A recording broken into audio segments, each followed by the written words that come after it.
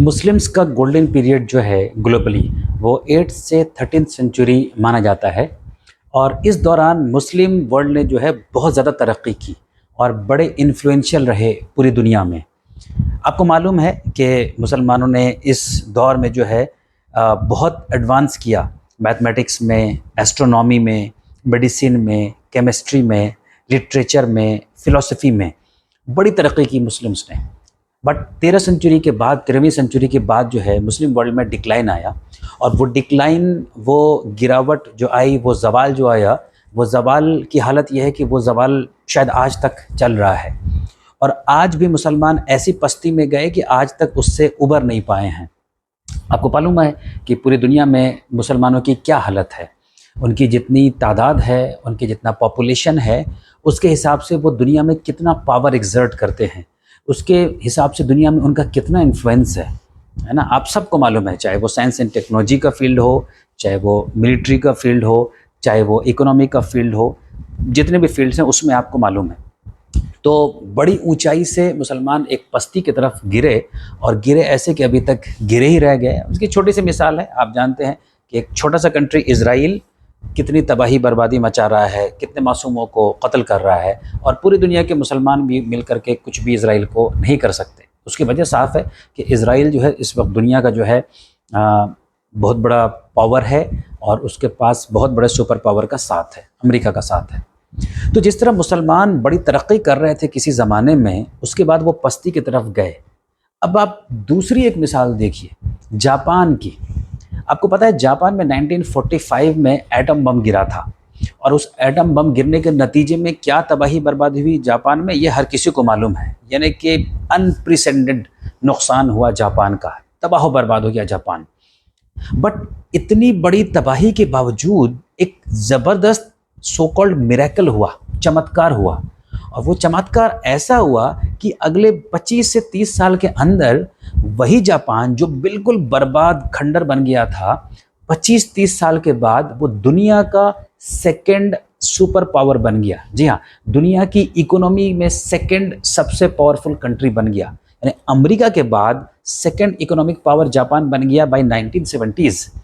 کیسے ہوا یہ میریکل، کیسے ہوا یہ چمتکار؟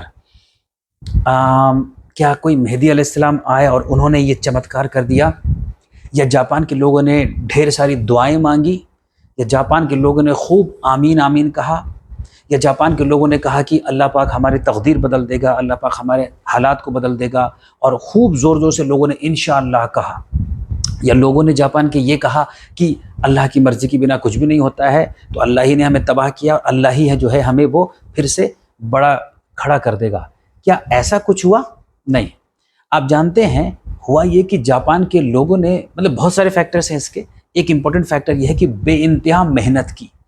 جاپان کے لوگوں نے اپنے کنٹری کو بلڈ کرنے بڑی زبردست محنت کی، اور جو وہ دور چل رہا تھا انڈسٹریلائزیشن کا، اس میں اپنے آپ کو کھپا دیا، مینوفیکچرنگ میں اپنے آپ کو کھپا دیا۔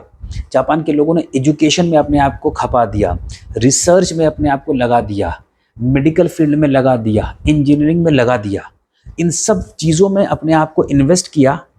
تو اصل میں انہوں نے قرآن کی ایک آیت پہ انڈائریکٹلی عمل کیا۔ قرآن کے ایک آیت پہ انڈائریکٹلی اس لیے کہہ رہا ہوں کیونکہ ان کو نہیں معلوم رہا ہوگا کہ ہم قرآن کی آیت پہ عمل کر رہے ہیں۔ تو قرآن کی آیت اللہ پاک نے سورہ رعد کے اندر یہ ایک پرنسپل یا اصول بتایا تھا کہ کسی قوم کے اوپر جانے کے، یعنی عروج کے لیے کیا پرنسپل ہے۔ تو ون آف دا پرنسپل جو سورہ رعد میں بیان ہوا ہے وہ یہ کہ اللہ کسی قوم کی حالت تب تک نہیں بدلتا جب تک اس قوم کی لوگ اپنی نفسیات کو، اپنی سائیکی کو، اپنے سوچنے کے انداز کو چینج نہ کریں۔ پھر سے سمجھیے گا، اللہ پاک نے اصول دیا، پرنسپل دیا کہ اللہ کسی قوم کی حالت کو تب تک نہیں بدلتا جب تک اس قوم کی لوگ اپنی سائیکی کو، اپنے سوچنے کے انداز کو چینج نہ کریں۔ تو جاپانیز نے کیا انہوں نے اپنے سوچنے کے انداز کو چینج کیا۔ تباہی ہو گئی تھی، بربادی ہو گئی تھی، ایک ایسا کنٹری جو آئیلینڈس میں بٹا ہوا ہے، ایک ایسا کنٹری جو کہ ارتھ کوئک پرون ہے، جہاں پہ ہر دن آئے دن ارتھ کوئک آتے رہتے ہیں، ایک ایسا کنٹری جس کے جیوگرافیکل لوکیشن بڑا پرابلمٹک ہے۔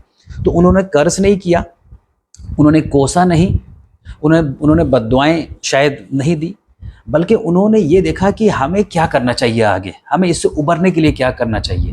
تو انہوں نے محنت کیا، انہوں نے کام کیا، انہوں نے ایک کلچر پیدا کیا محنت کا، انہوں نے ایک کلچر پیدا کیا آنیسٹی کا، انہوں نے ایک کلچر پیدا کیا ٹرسٹ کا، اور اپنے آپ کو لگا دیا، جس کا اللہ پاک نے نتیجہ ان کو دکھا دیا۔ 25 سے 30 سال کے اندر سپر پاور بن گیا۔ غالباً 1964 میں جو ہے اولمپکس بھی ہوسٹ کیا جاپان نے، اور آپ کو معلوم ہے جاپان آج کیسا کنٹری ہے، دنیا کا یونیک کنٹری ہے، جہاں پہ کہ بے انتہا ترقی ہے، جہاں پہ کہ بے انتہا ایمانداری ہے، جو کہ دنیا کے بہت ہی کم ملکوں میں دیکھنے کو ملتا ہے، جہاں پہ کہ بے انتہا جو ہے لوگوں میں ویلیوز ہے، وہاں پہ اہمیت ہے۔ تو ایک طرف مسلمز کا ڈکلائن آیا دنیا میں، جس سے کہ آج تک مسلمان ابھر نہیں پائے ہیں 700-800 سال کے بعد بھی، اور ایک طرف جاپان کا ڈکلائن ہوا جو 30 سال کے اندر ابھر گیا۔ فرق کیا ہوا کہ مسلمان جو ہیں آج زیادہ تر وہ اس چیز میں بیٹھے ہوئے ہیں کہ کوئی مہدی آئیں گے جو ہمارے حالات کو سدھار دیں گے، کوئی آئیں گے جو ہمیں جو ہے ہمارے حالات کو اچھے کر دیں گے، ہم انشاءاللہ بولیں گے تو کام ہو جائے گا، ہم آمین بول دیں گے تو کام ہو جائے گا، ہم دعاؤں میں کہہ دیں گے تو کام ہو جائے گا۔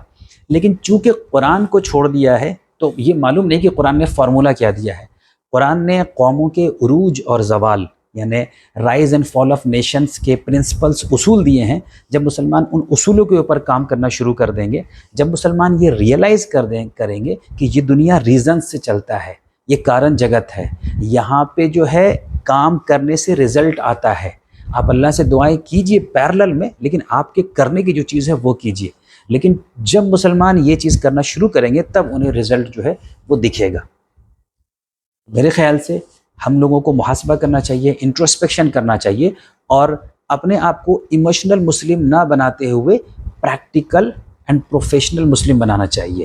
ایموشن، جذبات میں آپ سبحان اللہ، الحمدللہ، بے شک، آمین کہتے رہیے، کوئی فرق نہیں پڑ رہا ہے، بس آپ کو خود جو ہے بس اطمینان ہو رہا ہے۔ کہتے ہیں نا دل بہلانے کے لیے غالب خیال اچھا ہے، آپ اسی میں رہیے۔ یا پھر آپ نے یہ مان لیا کہ بھئی جو ہماری تقدیر میں لکھا ہوا ہے وہی تو ہوگا، اس سے ہٹ کے کیسے ہوگا؟ اللہ پاک کی مرضی کے بنا ایک پتا بھی نہیں ہلتا ہے۔ تو آپ نے اگر ان چیزوں کو سمجھا نہیں، جانا نہیں، تب آپ ایسے ہی بیٹھے رہیں گے، جس کو علامہ اقبال نے ایک شعر میں کہا تھا بڑے خوبصورت انداز میں، خبر نہیں کیا ہے نام ہے اس کا، خدا فریبی یا خود فریبی، عمل سے فارغ ہوا مسلمان، بنا کے تقدیر کا بہانہ۔